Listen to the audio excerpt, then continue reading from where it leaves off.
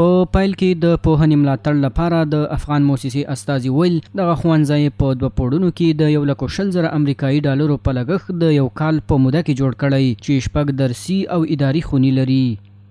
این مکتب به مدت 1 سال با بودجه حدود 1,20,000 دلار امریکایی توسط شرکت محترم ساختمانی درخشان اعمار گردیده است.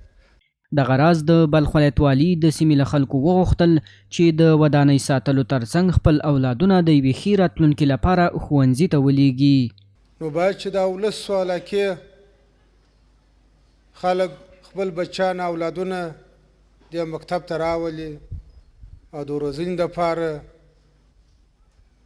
او په کوم نصاب چې امارت اسلامي او معارف جوړ کړی دی په هغه طریقه وروځي. دا هم درخواست د ولس او د علاقې صدی چې د مکتب چې دونې خدمت ورته سوی دی چې د مکتب ته راولي.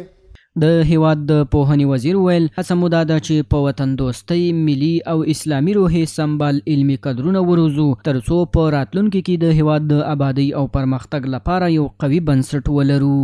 بتوانیم کادرهای علمی متعهد به اصول و ارزشهای دین مقدس اسلام و فرهنگ ملی و احساس وطن دوستی که صادقانه و دلسوزانه به وطن خدمت کنند.